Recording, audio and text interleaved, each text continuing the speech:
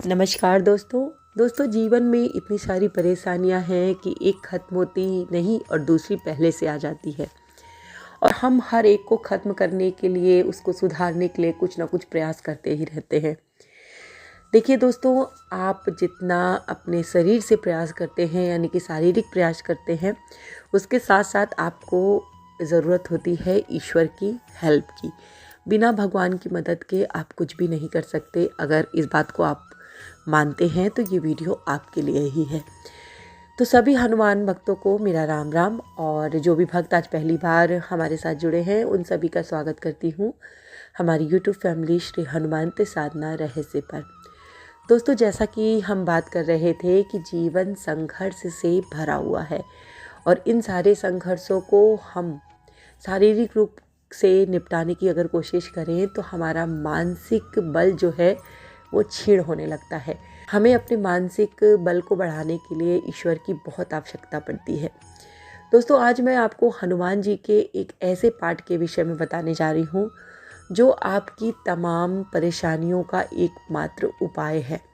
आपको अगर धन संबंधी समस्या है तो भी आप इसे कर सकते हैं। अगर आपके शरीर में बहुत सारे रोग हैं तो भी आप इसे कर सकते हैं। आपको नौकरी की प्रॉब्लम है तो भी आप इसे कर सकते हैं। आपके घर में बहुत ज़्यादा लड़ाई झगड़ा होता है तो भी आप इसे कर सकते हैं। अगर आपका विवाह नहीं हो रहा तो भी आप इसे कर सकते हैं। यानी कि आपके जीवन की A to Z जो प्रॉब्लम्स होती हैं किसी भी तरीके की, सब समस्याओं का समाधान है इस पाठ को करने में।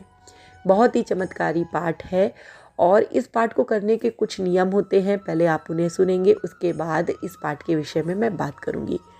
दोस्तों, मैं जिस पाठ के विषय में आपको बताने जा रही हूँ इसे आपको मंगल और शनिवार को करना है। टाइमिंग मैं आपको बता रही हूँ, या तो 12 बजे के पहले कर लीजिएगा या फिर शाम को 4 बजे के बाद इस पाठ को करिएगा।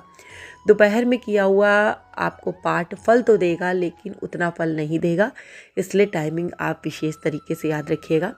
दोस्तों, मैं आज बात कर रही हूँ गोस्वामी तुलसीदास जी रचित सुंदरकांड के पाठ की। सुंदरकांड का पाठ आप सभी लोग करते हैं, लेकिन उसको करने में आप क्या करते हैं कि कुछ गलतियां कर देते हैं। जैसे टाइमिंग आप ध्यान नहीं रखते, आपका मन कर रहा आप सुंदरकांड पढ़ने बैठ गए, लेकिन उसको पढ़ने में कुछ आपको नियम हैं जो आपको मानने ही पड़ेंगे। एक तो सबसे पहली बात, आप अगर शाम को कर रहे हैं तो आपको स्नान करने के बाद ही सुंदरकांड का पाठ करना है। ऐसे नहीं कि आपने सुबह में नहाया था और शाम को आप हाथ पैर धोकर पढ़ने बैठ गए, नहीं, ऐसा नहीं करना है। क्योंकि सुंदरकांड को पढ़ने के समय आपको बहुत ज़्यादा सावधानियां बरतनी होंगी। सुंदरकांड को जब हम पढ़ेंगे तो उसे बीच में नहीं छोड़ेंगे। जैसे कुछ भी काम करने के लिए बीच में आप नहीं उठेंगे, यानी कि उस पाठ को अधूरा नहीं छोड़ेंगे। अगर आपसे नहीं होता है तो आप सुंदरकांड का पाठ मत कीजिए, या 1-2 पेज पढ़ने के बाद आप छोड़ देते हैं वो आप मत कीजिएगा। क्योंकि जब भी आप इसे पढ़ेंगे तो एक बैठक में इस पाठ को आपको समाप्त करना होगा, तभी इसको पढ़िएगा, अन्यथा नहीं पढ़िएगा। सुंदरकांड का पाठ करते समय दोस्तों, आपको हनुमान जी के विशेष दिन जैसे मंगलवार और शनिवार को अगर आप करते हैं तो बहुत अधिक आपको लाभ मिलता है। और दोपहर में इस पाठ को करना वर्जित माना जाता है। जब भी आप इस पाठ को करेंगे तो आपको प्याज लहसुन का सेवन नहीं करना है। और अगर मंगल और शनिवार को आप इस पाठ को स्पेशली करते हैं तो आपको ब्रह्मचर्य का पालन करना ही होगा। सुंदरकांड का पाठ करने के बाद आपको ब्रह्मचर्य पालन करना होगा, क्योंकि जो भी ऊर्जा सुंदरकांड के पाठ की आपके शरीर में आएगी वो अगर आप ब्रह्मचर्य का पालन नहीं करते हैं तो आपको उसका दुष्परिणाम भी झेलने को मिल सकता है। इसलिए रोजाना सुंदरकांड का पाठ आप मत कीजिए।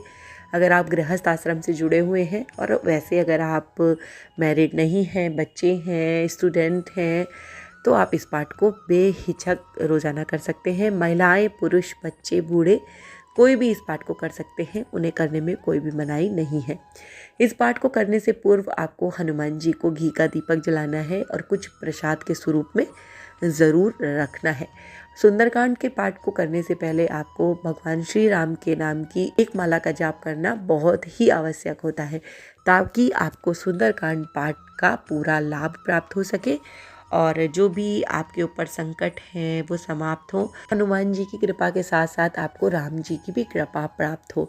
इस तरीके से दोस्तों आप पाठ कीजिए सुंदरकांड का, और जो भी मैंने थंबनेल में लिखा है आपको इन सारी चीज़ों की उपलब्धि खुद ब खुद हो जाएगी। आपको कुछ भी और करने की आवश्यकता नहीं पड़ेगी।